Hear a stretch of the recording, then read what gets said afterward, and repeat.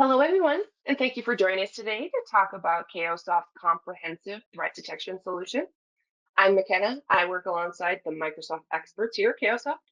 Just a couple housekeeping items to go over before we jump into the presentation.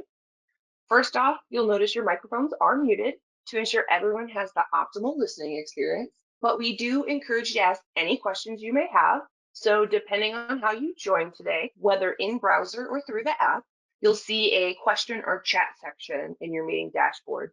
Feel free to drop your questions in there and we'll do our best to answer them throughout the presentation. If we run short on time today, we'll reach out to you directly to follow up. At the end of the presentation, we'll also be providing some quick links for more information or if you have any additional questions and how to contact us. While you're in your meeting dashboard, be sure to check out the handout section as well for some additional resources that you can download and share with your team. With us today, we have Chad Nichols, one of our system engineers here at Cayosoft, to walk you through our solution. But before we get started, if everyone could take a quick moment to follow us on social media, you'll see here on the screen a QR code for each of your favorite social networks. With your phone's camera, you can scan the code and it will take you directly to our social pages.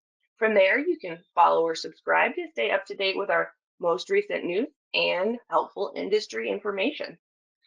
Now that we've got all that taken care of, I will go ahead and pass it over to Chad. Thank you, McKenna. I really appreciate that. So today I'm going to try to cover a few topics. I'm going to do so in a kind of a 30,000 foot view. So we're not going to dive into any crazy details today because that's what nice customized customer demos for, but to try to give everyone on the call an idea of how we can help you out with threats and responses for those threats and how we can recover even in the event of a full outage. We're going to go through a few things. We're going to start off with some of our proactive monitoring or threat detection. We'll get into some of our continuous change monitoring that we provide for both on-prem and cloud, how we can either manually or automatically roll back those with literally the click of a button or two. And then also, if all else fails and we've been attacked and we've had Active Directory go completely offline and we need to recover, how we can also help with that as well. The solution we're talking about today is Cayosoft Guardian. This is a full end-to-end solution to hopefully help with proactive monitoring, reactive monitoring, and recovery. So hopefully with what you see today, you'll be interested and want to see more. And of course, McKenna will be happy to share some information about how to do that toward the end of our time.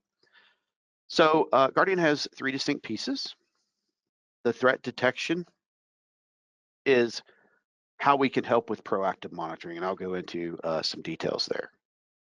Change monitoring, this is real-time monitoring, both on-prem Active Directory and Azure Active Directory. Being able to see changes in near real time as we see them, and also being able to respond to those changes should somebody make a mistake or there's some malicious intent. And then the forced recovery piece, this is how you fully protect your on-prem Active Directory, backup and recovery. So in the event of a full outage, a ransomware attack, for example, and now my entire infrastructure, including all my domain controllers, are encrypted and unavailable. How do I recover from that full outage? Hopefully, with the help of threat detection and change monitoring, you never get to the point where you have a full disaster and you have to fully recover Active Directory and the rest of your environment. But if that ever does occur, then you have some peace of mind that once that does occur, you can recover very easily and very quickly, quite frankly. So let's start with threat detection. At a high level, you can think of threat detection as like a virus for, or not virus, virus software for on-prem Active Directory and Azure Active Directory. So what's that mean? That means that we are going to scan for potential configuration items or threats that have been identified, uh, via some of the more well-known software companies and or even by us. And we will identify those as we see them. Some of those will be done via a scan, and what that means is maybe there's a configuration setting that we set, ages ago because of some legacy software. Forgot about it, and now that's potentially something that's been identified as a vulnerability, so we need to remediate that. Or maybe that's something that's an ongoing active thing, right? Somebody escalating their privileges. So you want to know about that kind of thing as it happens, or at least as close to as it happens as possible, so that way you can quickly remediate that and address that issue. This software, actually, both the Guardian software itself and also the threat detection piece both have a live update component. With the latest version of Guardian, we actually are able to publish full software updates, releases to the product, and the product will identify and alert you that there's a new version available of the overall functionality of the product. And you can easily, right from here, upgrade the product.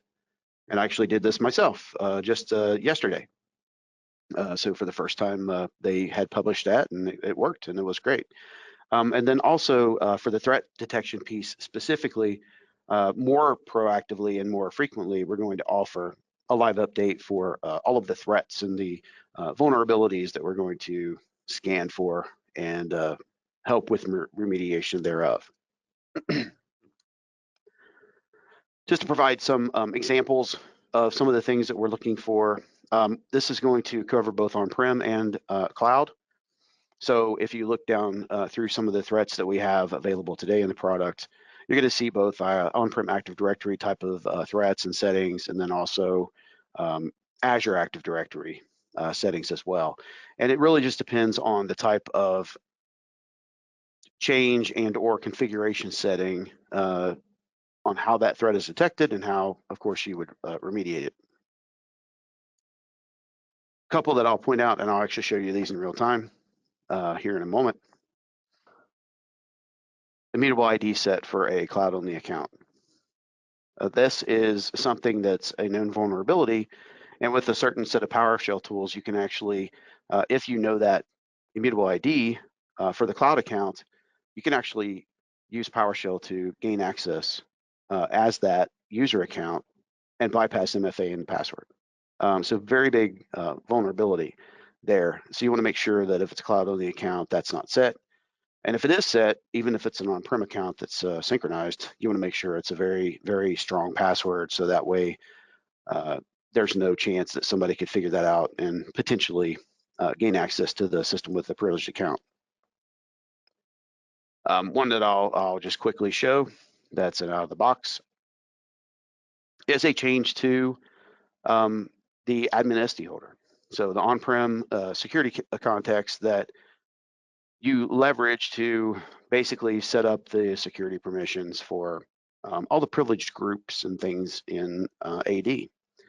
So this is one that you would never, ever, ever want to do in production. So please don't try this at home, folks. But hey, as an admin, I can give everyone full access within admin SD holder. And now once replication occurs, I've just given every privileged user that's in a privileged group full access to all the objects in AD. So we don't want that. So that's one that happens to be a real-time scan and a real-time threat. So notice I have a new threat that's shown up here up at the top. And also with Guardian, you get built-in Teams alerting for threats and or reports or any kind of alerts. That's very important and key because with Teams, that's almost a real-time reaction, right? So I don't have to go and check my email to see this. It's right in my face, flashing right there. And so it grabs my attention right away. We do support email as well. And so you can set any alert or report or anything like that up to either go to a team or email or both. And each individual alert and or threat or report can go to its own location. The only limitation being that for teams, the account would need to be a member of that team, which is the same for any other user account. So here's my alert that I received for that specific thing. If I refresh here, I'll see now I have an open threat. Somebody's modified those permissions. And also this actually will be reflected as well in our change monitoring. So here's where I have recorded the change that I made. This happens to be one to security descriptor. So here's my new value where I added everyone full control. Obviously, I don't want this in a real world scenario. This is a really bad idea, and this could be maybe a bad actor, just somebody that clicked the wrong button that has the privileges to do so. Either way, whether it's malicious or non-malicious, I want to roll this back. And part of the solution that we provide is, since we do record the before and the after, it's very easy to undo changes of this nature. So I can just click the rollback action. And now if I go back to admin SD holder, check those permissions, notice that everyone no longer has full control. So it's basically kind of fixed my my error in the change that I made. Still get another alert on that, because any change to admin SD holder honestly should cause an alert. Depending on the type of alert, it's going to be potentially a critical or less. But you always want to know when something happens to admin SD holder or domain admins or enterprise admins or global admins, those types of really privileged areas and groups. Another example of threat is a escalation of privilege. So in Azure, as a global admin, I can come down to the properties of my tenant and elevate my privileges to be able to manage all resources, all subscriptions. Something that people do all the time, and in general terms, it's not a malicious activity. However, if a bad actor comes in and decides to do that for nefarious reasons, you want to know about that. And that is one of the ones that we also look for out of the box. So those types of escalation of privileges. Here comes the alert for that. Gives me the what happened, who made the change, in this case, of course, myself. So you see that pretty quickly. And again, it's a threat and also a change. And just like we saw with the admin SD holder, I can easily roll back this and fix this on the fly. And if I go back and take a look at my Azure AD properties, notice I'm no longer escalated for privilege. There are going to be other times where you have something that is more of a configuration thing. So let's see. I have a user account that has legacy encryption. And I did this on purpose. I actually added this user to have DES just so it would throw this error or threat. We do provide for our threats that we do detect some basic remediation advice. We do not automatically remediate any threats. Why is that? Because what if it's a bad actor that make the change?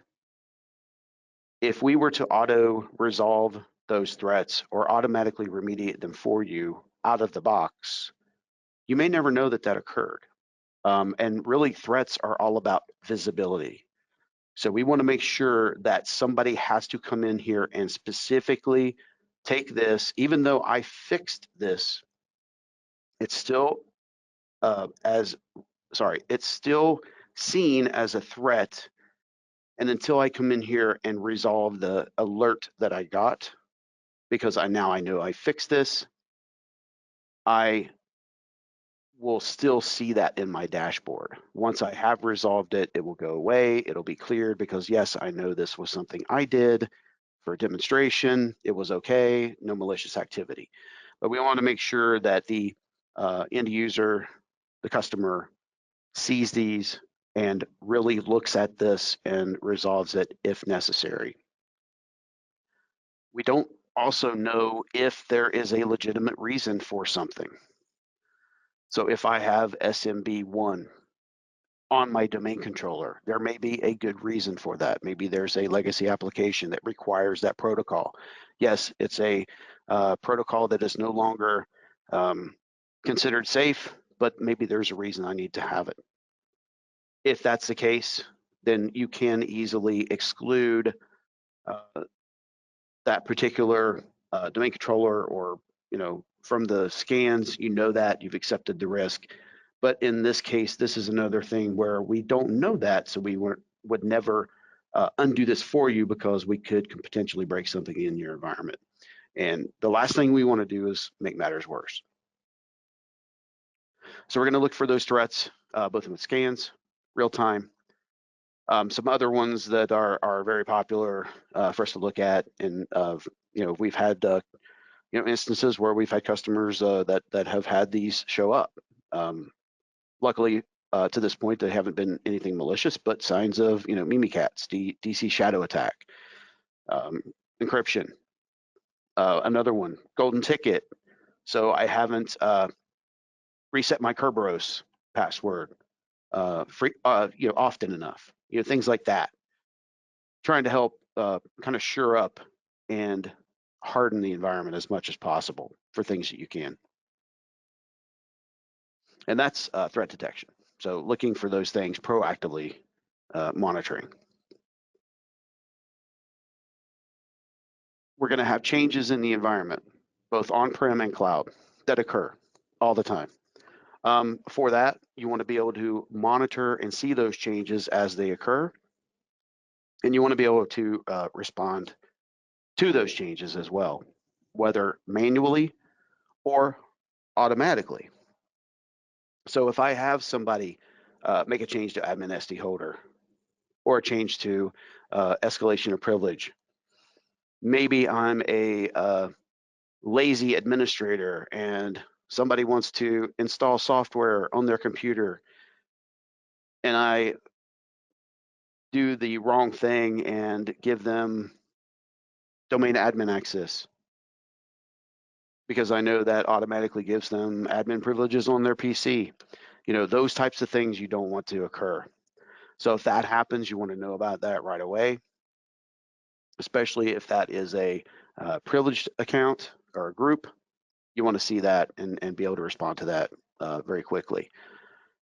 In this case, this is another part where for the changes, we not only see the recorded change for the object affected, but also any associated objects. So I made a change to technically the user, but that also made a change to my domain admins group. So the domain admins group was a critical event, high risk change. So we had an alert based on that.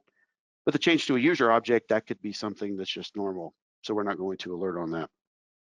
But we do see both sides of the coin, so to speak. Again, I can easily roll this back and undo that change and fix that, so the user is no longer now in that group.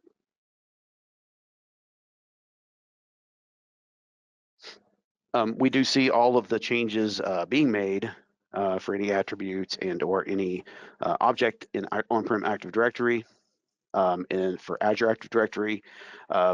We also support that, and I'll show you that here in a minute, what we watch for Azure. But to get started with the product, basically you add your domain and or multiple domains and whatever tenants that you would like to monitor as well. Once you've done that, we do an initial discovery of the data, which pulls in and populates all the object information, attribute information for both on-prem and the cloud. And then as we see changes come through, those will be deltas, and any of those deltas can then be leveraged to perform that rollback action. To get started, if you want to see different things in the tool, very easy to sort and look at those different things. So let's say, for instance, I want to see all my Azure AD changes. Those are very easy to spot because you notice the little cloud icon. If I want to see all GPO changes, again, here's another instance where I want to have full visibility, because if somebody makes a change to group policy, that could potentially affect many people and could potentially break security or break an application. You know, there's a lot of things that could be impacted with group policy. So if you do see that change, you'll see that come through. We'll recognize that. You'll know what change was made. You'll also know who made the change, when and where. And again, with just like the other objects that you've seen, group policy changes are also eligible for the rollback action. So somebody screws something up and they break things, I can easily undo that, no problem. I don't have to actually go into the group policy tool and hunt and find that setting and to undo it. I can easily do it from right here. Exchange Online, another instance where you have some visibility. Microsoft moves around mailboxes all the time. You'll see provisionings, deprovisionings, changes to mailbox settings. So like, hey, you know, if somebody adds somebody else to send as access for somebody's mailbox, you want to know about that. That's a security risk. So those types of things. Same with Teams, tenant level settings, changes to teams and channels. All the things that would potentially get you into trouble, that could potentially open you up to risk and or to recover from somebody doing something potentially either just by accident or even on purpose. I'll show you a couple examples of some very critical changes that have occurred in some of our organizations that we've had used a product in our current customers. And these are just examples of normal day-to-day things that can occur and cause problems. So we had a current customer that is a organization, and they assigned their licenses for Office via group. One of the administrators accidentally did this. It was nothing malicious. It was just a human being being a human being and making a mistake. However, the ramifications of that mistake were pretty profound when the user started to call the help desk and say, hey, what happened? I no longer can send emails. I can't talk on Teams. I can't do anything. One other thing I'll point out real quick with the change monitoring and threat detections that we do not require event log access to be able to monitor changes. For Active Directory, we are communicating directly with the AD DCSync that the DCs use to replicate information between themselves. And for Azure AD, we leverage REST API and Graph. So we do not have to have the event log for on-prem or the cloud enabled for us to see changes. As soon as I hit refresh again, what you're going to notice is now the who is populated. So we do leverage the event logs to pull in the extended information that is provided there. We also make that actual security event log part of the database. So that way you have a longer time frame where you can do the reconnaissance and discovery to figure out what happened. As you know, with on-prem DCs, the security event log will, in most cases, in most companies, will roll over multiple times a day. So you have a very limited window of time to grab that event log information. And if you don't do it quick enough, it's gone and there's really nothing you can do about it. So we do store that as part of the product to give you a little more time to do that kind of reconnaissance. Also, because we have this database as the back end, We do store all of the correlated changes and object changes, like you saw earlier when I made that change to domain admins. In this case, here's how this organization troubleshot this issue and resolved it very easily and quickly, literally what they did. So let's say, for example, Alan called in. He's one of the users that says, hey, I no longer have email or Teams. So here's the latest change for him, and remove from AD group. That's the action. So very, very promising start. Now I can look right at the group that was changed. And if I look at the change history of that group, notice the latest action of that is removed from group members. So now I can go into this specific change, and now here's a list of all the people that were removed from that group with that one change I did. And now all I have to do to fix this is do the rollback action. Now, because this is a licensing group that is hosted on-prem, but sent to and synced to the cloud to provide licensing, we also have interoperability with AD Connect, both the legacy and the new cloud sync service. So if I need to force a Delta sync to get this information out there fast, I don't want to wait for the 30-minute window for AD Connect to do its normal synchronization. I can do that as part of this operation. So you can get that out there much quicker if you need to. But what's going to happen is once this is done, it's basically going to reverse that entire operation that I did originally, where I took all those members out of that group. And if you come back to this group again and take a look, notice everything's fixed. I didn't have to spin up a new AD domain controller. I didn't have to do an authoritative or unauthoritative restore or some location, disparate. This was a manually maintained group. So outside of just hopefully throwing the dart at the dartboard and hitting the right spot, they would have had a very difficult, if not impossible, time repopulating this group without doing some kind of an AD restore. And in a lot of cases, a lot of organizations would just say the heck with it. We're just going to let people complain, and as they complain, we'll add them back in. And that's just a really bad user experience. People are not going to be very happy with IT if that occurs. So with this, it was very instant and really just got them right out of trouble. Also, if you have something that occurs like a deletion, we're going to record that as well. So when something like a deletion occurs of an object, and this really doesn't matter what kind of object it is. It also does not matter whether this is on-prem object or cloud object, same circumstance. We're going to record the change to the original object, in this case, a deletion, and any associated objects with that object.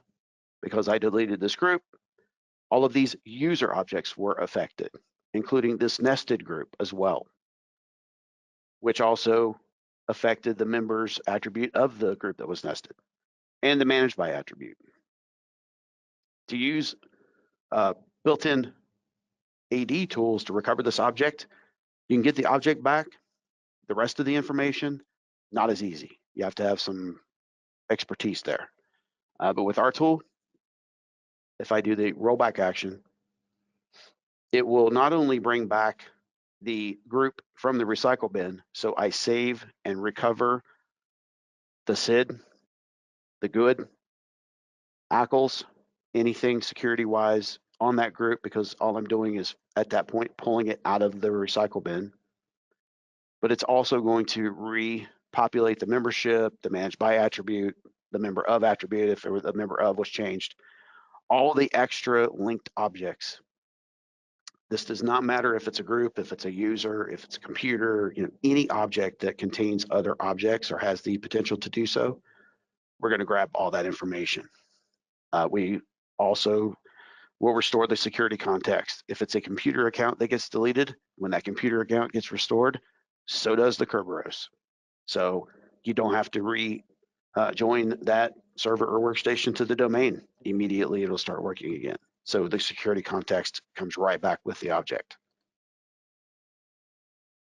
If this deletion occurred long enough ago that the object no longer exists in the recycle bin, We can still recover the object, but in this case, we can't undelete the object because it no longer exists. So what will we do? We'll create a new object, same name, same memberships, same information, all the attributes the same way as it was before.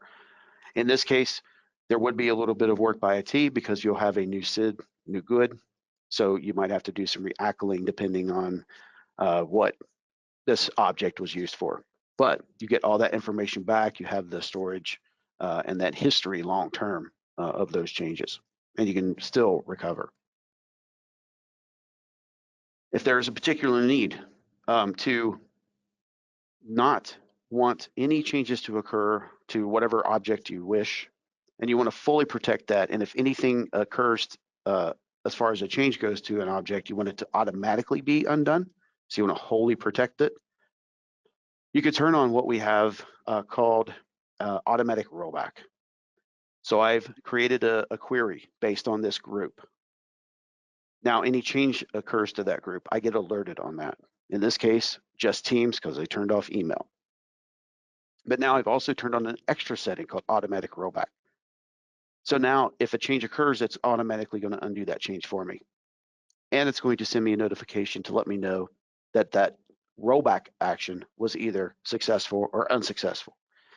As there is always a possibility based on contention and object, what type of object it is, it may not work. So I always want to know for sure that it was fixed, because if it wasn't, I need to come in and do something myself. But very easy to do this once you've set up your query. In this case, I'm looking for any change whatsoever to this group. So I can change the membership, I'll change the attributes as you just saw. And so I'll just completely mess this guy up. I'm going to see some things come through. We'll see the changes come through. Now it realizes, hey, this is an alert. And so I need to send out some alerts because this was a protected object. And now I have extra changes here I did not generate. If I look at my Teams, here's my alerts for my changes that occurred. And now here's an extra one that the rollback happened and it was a success. And I can verify that simply by going to this object again and checking it, and yes, it's been fixed. So it's exactly the way it was before I did what I did and messed it up. This is both good for normal activity and also malicious activity. So if there is a specific object of any type, or even a specific attribute of an object, as long as you can define the query criteria basis for this, maybe I only care that if the mail property gets updated, for example, or only membership or something really, really specific. As long as I can create the query around this, I can easily set an alert, and I can also easily undo that change. And if I ever need to actually make a change, it's going through my full change control process. I know this is going to occur and we're ready for it. You can add the account or accounts of the folks that will be making this change with their admin accounts, add those accounts here, and then the rollback action will be skipped. You'll still see your alert that a change occurred. Great, I still have visibility, but it will not be undone. So that way you can go through your regular change control process, and then at the end of that, just remove that account here again, and you're fully protected.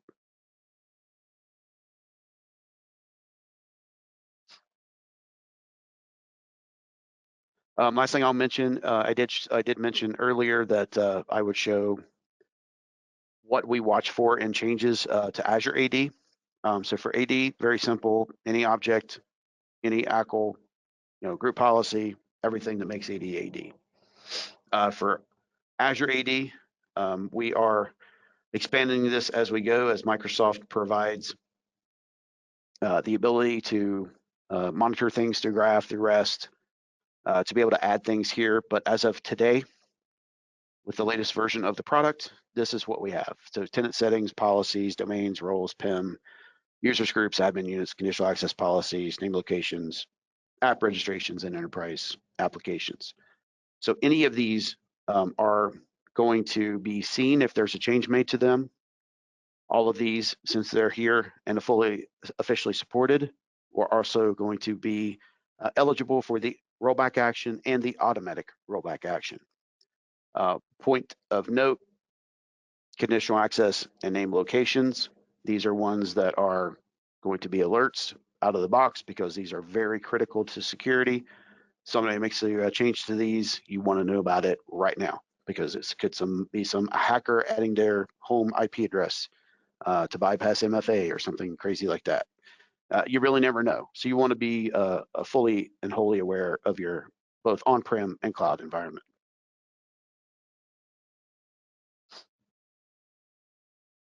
And finally, forced recovery. So with the product, we also have the ability to back up and recover your on-prem domain controllers, your forests, your domains. And we also have the ability to recover those both to legacy type of environments, so VMware VMs, Hyper-V VMs, physical server, any of those traditional type of restore locations. And we also can automatically restore any domain controller to the cloud, both AWS and Azure. You can also leverage the cloud as a backup destination. So no longer am I relegated to only using on-prem network storage for my backups. This is really good from an immutability standpoint because now the bad guys, they don't know where these are, how to get to them, and even if they figure that out, they have to have the appropriate permissions to be able to access it. So very, very secure. We also can do encryption at rest. We do a virus scan as part of the backup to make sure that there's nothing in sysvol that could be there. And we do not take like the boot partition and things. So it's not a traditional system state backup. It's literally just AD only, the database, sysvol, DNS, everything that really kind of makes AD. Back that up, send that to your destination. From a recovery standpoint, we have what's called instant force recovery. So this is arguably the quickest way to get AD back, and also with the least amount of work and the most amount of assuredness that yes, it's going to work if we ever have a full ransomware outage. The reason being is now because we have hybrid awareness and we can interact with these cloud services and providers. Not only can we back up to the cloud, but we can also automatically restore to the cloud. For that, you just need to pick what domain controllers you want to restore. Once you do that, now all I need to do is set a schedule. How often do I want this to occur? Perfect example, probably a normal use case. Let's say I back up AD once a day. Now I can also recover AD once a day. Every time we do a recovery, it's going to go through the entire process of recovering the full forest or whatever domain controllers you've specified. It's going to build the VMs in the cloud, build the network in the cloud. It does everything completely isolated. So you can do this in normal production and you will not have any collisions with on-prem because for example, with Azure, the VNet is not peered. There's no routing in between that and any other resource group within Azure. So very, very secure, very, very easy to do. And the way it works is you will set a schedule, it will recover this. It's going to build out the entire environment in the cloud for you automatically. It'll build the servers, restore AD, do all of the replication checks, do all of the procedures that Microsoft requires as part of a full supported recovery, including your Kerberos ticket password, grid pools, forwarders, FSMO roles, everything. Also, as part of this, you can choose to clean up metadata for any servers not recovered. I have a personal experience recovering from an outage, and that would have saved me a ton of time because I had to do that for almost 130 domain controllers. Completely manual process for me, took a long time. It was quite a headache. But with this, all done for you. And because this is done on a schedule, I know my recovery worked. I got an alert that told me it did so. And now if I get hit with a ransomware attack, my recovery goes from, with any other method besides Cayosoft, I would have to build out fresh VMs in an environment. Either for testing, it'd have to be a isolated environment, or in a recovery, still new VMs. And then I'd have to do the recovery from whatever solution I have backed up my controllers with. In this case, the recovery has already occurred. You know it's occurred, you know it works. So your VMs are there. At the end of the process, we shut them down. So they're available. Nobody can get to them because they're powered off. But if I get hit with an attack, now all I have to do is modify my cloud network to where it is now peerable, routable over my Express Router VPN. And then when I power my servers up, AD's back, and that's it. That's your recovery. And you can, at any point in time, do tabletop tests, application tests, any of those things, because again, it's been recovered. And when I power these up, unless I make a modification to the network, there's not going to be any collisions. Everything is segregated, isolated by default. So if you get hit with, and I hope you never do, a ransomware attack, the peace of mind you have with this solution versus any other really traditional solution is really very valuable. I mean, it's going to save you a lot of time and a lot of headache. And when you have the executives come in and ask you how it's going every few hours, like I did, it'd be nice to say, well, we're already done. We're just supporting the application folks at this point. So that's very important. We do still support the legacy kind of other methods to do recoveries. So we can recover to VMs, we can recover to physical servers, you can do the entire force that way, you can do individual servers that way. So we do support all the other methods as well. But really the bread and butter here is the standby forest and/or instant forest recovery.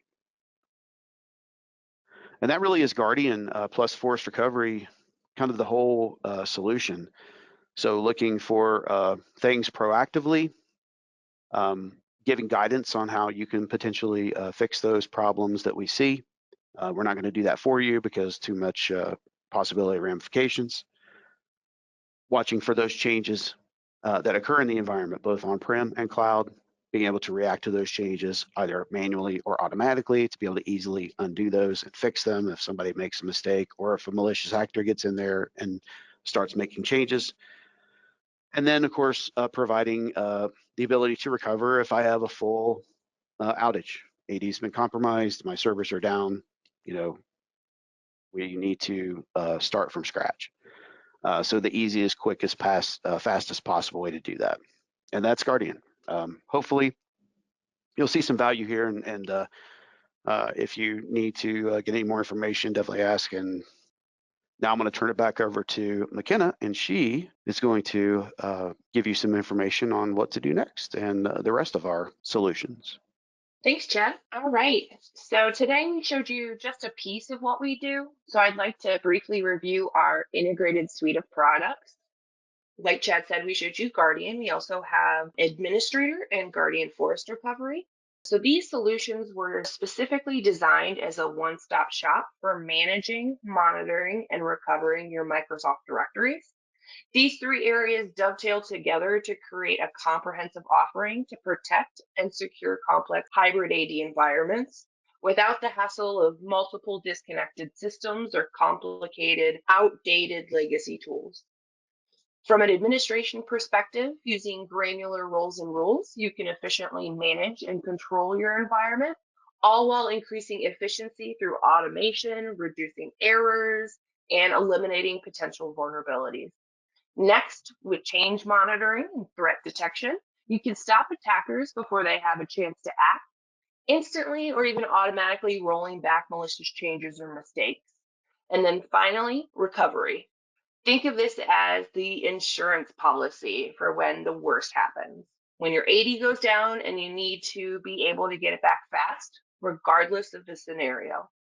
This enables you to reduce the costly impacts caused by AD outages, including employee downtime, lost sales, and even detrimental effects to your company's reputation. While we didn't cover all of these offerings today, we did want to provide some additional ways for you to get some more information. So you'll see on the screen here a few quick links for the Cayosoft website. Should you have any additional questions, you can visit cayosoft.com/question. If you'd like to schedule a personalized demo or get our free trial, you'll see those links here as well. We also have a QR code on the screen here that you can scan with your phone's camera, and it will take you directly to our demo request page. And of course, for more information in general about Cayosoft and our solutions, feel free to visit cayosoft.com. Well, that concludes our presentation for today. I want to thank everyone for your time and have a great day.